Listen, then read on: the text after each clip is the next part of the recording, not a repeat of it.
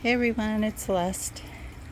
Gonna provide you a little update of the front yard where I get most of my massive temperature extremes, I would say. My super cold, my super hot, especially because right now in Northern California we're going through a massive heat wave. So I'm going to talk a little bit about some of the things that I've done when it comes to making sure that the plants are okay in these type of extreme heat. So some of my earlier videos you've seen, I've talked a lot about the cold. Now I'm going to talk about the heat and how I've been able to make sure that I don't have problems, I don't lose a lot of plants. I'm in zone 9B, and I'm just going to walk through in this video some of the ways that you can heat proof your garden so that you can grow these type of plants and be okay in this type of environment. I'm trying to remind myself that I need to say right at the beginning of the video, if you like this type of content, please remember to like and subscribe. Send me questions, ask me any questions about the yard or anything that you feel like I didn't cover in my videos. Gives me ideas for future videos, and I'm always happy to respond in the comments, and I really enjoy hearing from everybody. Getting close to 20,000 subscribers now, which is pretty crazy to have that many, especially since I just started this, I think in maybe February. So anyway, I really appreciate everyone liking and subscribing and following the videos, and it's a lot of fun to share this hobby with people all over the world. So definitely reach out and ask me questions. I really enjoy it. Okay, so let's talk about a couple things. This part of the yard I don't have to worry about too much because this is up against the house, and so that's one of the things that's super helpful. This corner over here tended to get a lot of sun and had a really hard time, but you can see I have one of the larger plants back here. This is a euphorbia, which is really cool. If you look at this, the way this thing is growing, just an absolute little stunner. And I was going to cut it and then decided, well, given that we were heading into the hot time of year, maybe I would go ahead and leave that. And what it's doing is it's actually protecting the plants down below. And so what you'll see is some of the more tender plants like Aeoniums over here, and they're only slightly cupping. And that's because they're getting that protection from that bigger plant. So that's one of the things that you can do, is think strategically about how you're placing plants, because you can actually extend their growth season a little bit or do something like that. Sorry, I had to pause there a little bit. I had my dog starting to bark at the neighbors and it was super loud. So anyway, I can be pretty flexible about the type of plants that I put along here, and you can see there's more Aeoniums, and this time of year these would normally be dormant, and you can see they're doing just fine. They're cupping a little bit, and what I mean by cupping is they kind of tighten in on themselves, but not too much, and that's just because this whole area is protected by the house, so they're not getting hit really, really hard. But here's an example where you can see up towards the front where they're cupping harder, right? They're tightening in on themselves, and that's because based upon where these are, they're getting hit with more sunlight. Because it's more heat, then that is causing them to cup versus some of the ones that are right behind them. So you just think about that as you're planting out your areas, is where can you have plants where you're going to keep them in places where you're just going to get kind of a different look based upon what that temperature is looking like. Here's another example of extreme cupping. It's starting to happen. These are blushing beauties, so you guys have seen these before in a lot of my videos where they're like these kind of like super bright red. This is where they're getting hit by a lot of heat. So again, it's a little further out from the house, less protection, more heat, and that's where you're getting a lot of that cupping. And this is what's cool about Aeoniums, is this is where you get that rose look. It's just absolute stunner. One of my favorites. Some of your jades may be flopping over. It's normal. Whenever there's these kind of weird heat extremes like this, I get a little cranky about it, and so you can end up with them kind of flopping over like that. But you can see there's some babies coming out on some of the Aeoniums. That's a weird thing about Aeoniums. You know, some of them go super dormant and some of them not so much. It just kind of depends on the different variety and what you planted. If you're seeing a lot of this kind of stuff, I'm gonna lift the skirt right here really quick.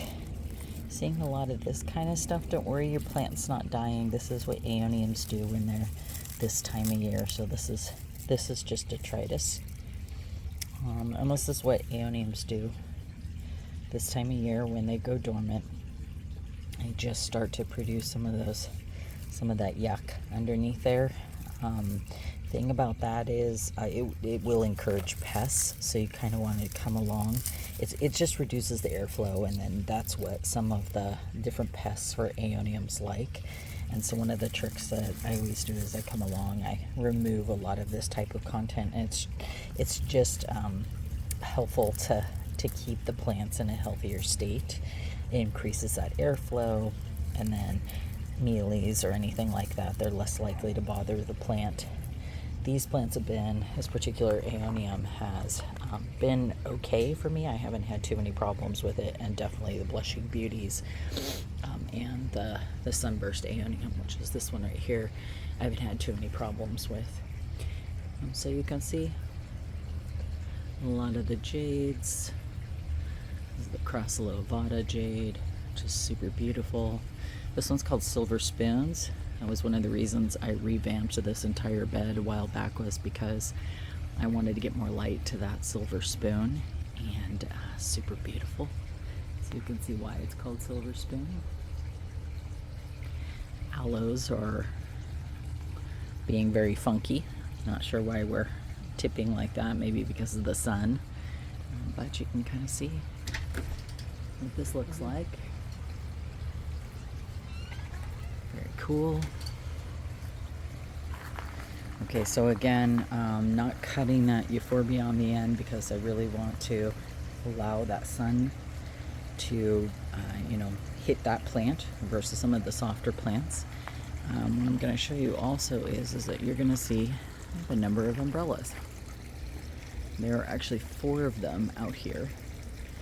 And then I have this Desert Museum tree. There's the 4th umbrella. So the Desert Museum tree, eventually, I will not have to have these umbrellas out here because the Desert Museum trees will grow 30 feet tall by 30 feet wide, and there's actually 2 of them. So you can see another one sitting right there, a little smaller. And as these guys grow, what they do is they create filtered areas. And so I'm actually on purpose changing the microclimate out here in the yard so that I can create a place where I'm going to have less of a frost risk and I'm going to have less of a heat risk.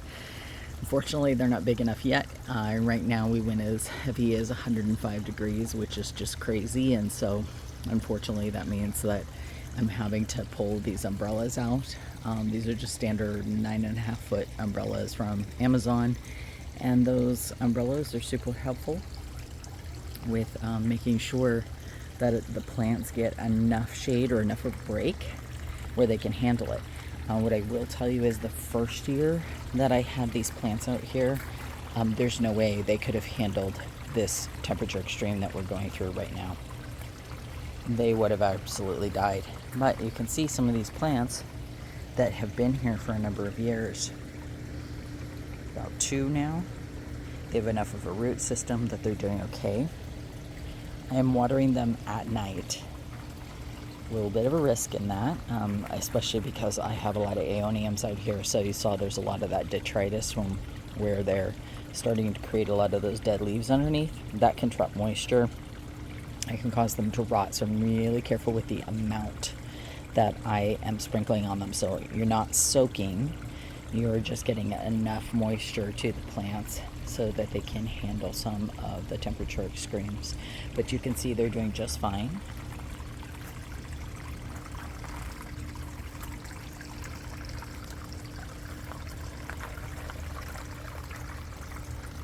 And it looks like because of the heat, the Desert Museum is dropping a lot of its yellow flowers. So I'll show you those in a second. And that's what's making this pretty messy. Normally I would be out here deadheading, like this guy right here, which is a candidate for coming out because it does not look pretty. But given the heat, that's actually protecting the plants.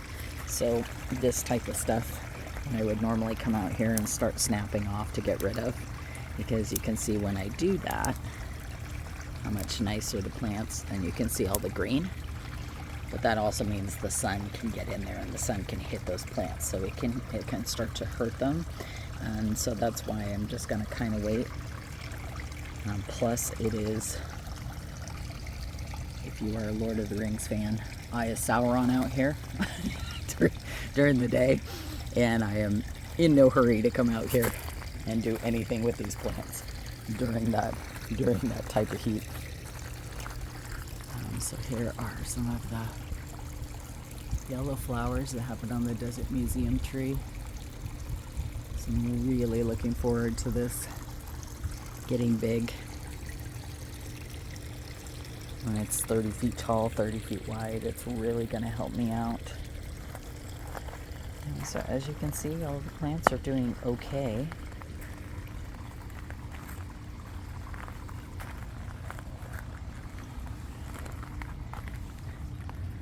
And some not so happy guys. So right here, this is where you can see this is getting too much sun, right? So that's what it looks like. Getting hit too hard. It almost looks like, it's like the weirdest thing. It almost looks like reverse rot, but you can feel it's like crispy, right? So where if it was rot, it would be a moist kind of feeling, and when it is too much sun, it's this kind of, you know, you can hear it, that kind of crispier sound. And so, you know, this particular one is just getting hit by this. Again, you know, all I'm gonna do is come in, just remove a lot of that. There's babies underneath, right? They're doing just fine. You can see it's even producing some more babies. So the plant itself will be fine. It's just that particular spot, you know, is getting hit by some major sun. And you can see underneath, Aeoniums are doing the same thing. And they're cupping. And again, this is why Blushing Beauty, they're so popular. And then here's an interesting thing. These are Blushing Beauties that are underneath the Desert Museum tree. And they're smack in the middle of that, you know, 105-degree heat that we've been having, and doing perfectly fine. So here's one that's getting hit. Exact same type of Aeonium. And you can tell this spot's pretty hot. So I might move the umbrellas a little bit just to give these guys a break. And then literally maybe 3 feet away, perfectly fine because it's sitting under a tree. So that's why those trees are really, really important when you have microclimates that are harsh. You want to plant something like that Desert Museum tree because that's really going to help the plants. Last year, this little jade was getting burnt to a crisp. Not having problems this year. It's doing totally fine. A lot of these jades are perfectly fine. Looks like I have a volunteer tree. She's gonna need to come out. I don't know where that came from. Up towards the top, you can see some of those Aeoniums are starting to get a little on the gold side because they're not as close to the tree. But you can see many of these are doing just fine. I've got a bunch of pups that I need to pull out right there. This guy, my little pupper friend, which I do not like, so I'll need to pull that out. There's an Echeveria that's not a happy camper right now, so I may just yank that out and move it just to kind of help. Weirdly, a foot away, same plant, totally fine. So that's what I mean by within a foot or two. Look at this, see? More plants, totally fine. So it just depends on where the plant's located, how protected it is, how your plant's going to do. Okay. show you a few other spots before I end the video. There's some more Aeoniums. You can see some Aethonicapensis, and towards the outer edge, the Aethonicapensis is getting fried. Closer, not so much. So again, it's just, where is it thinner? Where does it have less protection? You can see it's getting pretty stressed out. And this Aeonium, this is the thing, when you plant Aeoniums is why a lot of people don't like them, because this is what they turn into. And if you're new to Aeoniums, this scares you. You see this and you think, oh my gosh, I'm killing it. What's happening to this thing? It's perfectly fine. It's just upset because there's too much heat and they're dormant. So you're just going to be careful with the amount that you water them. I'll come through here. As it starts to cool off, I'll pull all of those dead leaves off and out from underneath there, and it will bush back out and probably double in size compared to what it looked like before. There's a tree Aeonium, which I'm still on the fence about. I might do this little experiment where you can graft different kinds onto it, so that might be kind of cool. Again, more of the blushing beauties. They're quite beautiful with the different colors that you get this time of year. So that's the funny thing about these plants. They get stressed out, they actually look even better. This area over here is a lot shadier, so you can see these plants are doing just fine. Go over here on this side. See the same thing over here. Because of the shade, they haven't even gone completely dormant. So that's the weird thing about these plants. And here we are, 3 feet away. And we're cupped because we're in the sun. You can see it's lost a lot of its leaves. So, you know, these plants, they really struggled the first year. I was putting a lot of shade cloth out here. It's something you can buy on Amazon to protect your plants, but, you know, second year in, they can actually handle it. And some of them, you get really cool colors around. So these guys finally took off. It's like a Cynthia Giddy aloe. So I'm getting these gorgeous red colors now from these plants. And definitely the bougainvillea is taking off and going crazy. Alright, so this is the planter bed that I'm going to be redoing. My intent was to redo it this weekend while I'm off from work for about a week, but of course this is when we get hit with the horrible heat wave. So I haven't wanted to come out here just because it's just way too warm. But what I need to do with this is pull all of these plants out, and then I am going to get all of that wonderful crabgrass out of there, which has grown in. This is the only planter bed that did this.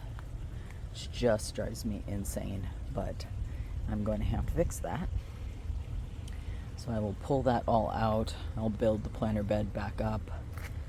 Hopefully that will help this tree grow a little faster too, so that it's going to help support more of the yard. And the other place that I'm going to be working, you can see I'm starting to move more of the rock over here too. So this whole area, the rock is going to go in, and I'm going to remove the bench and a lot of those planters. I'm going to actually expand this, and then this is going to be where a lot of the cactus are. And I have this really cool plant called a desert willow that I'm going to put in the corner there to help just with some of that, again, kind of shift the microclimate. And the desert willow gets 10 to 15 feet tall, has orchid-like flowers. So look really, really beautiful. So I'm excited about that, putting that in. Okay, so that is the front yard during the heat wave. And so far so good. I don't have any casualties. Everybody's doing okay. Just had that one that turned into a crispy critter, but otherwise doing just fine. There's more of those blushing beauty Aeoniums. So you can see it just depends on how much sun they're getting, what they end up looking like. Okay, so as per usual, if this type of content is super helpful for you, or if you just like watching plant videos and hearing about different types of plants and how they can handle different type of even hostile zones, feel free to follow, like, and subscribe. And I hope you had a wonderful July 4th. Please reach out with any comments or questions you might have. Have a great upcoming weekend, everyone. Thanks so much. Bye-bye.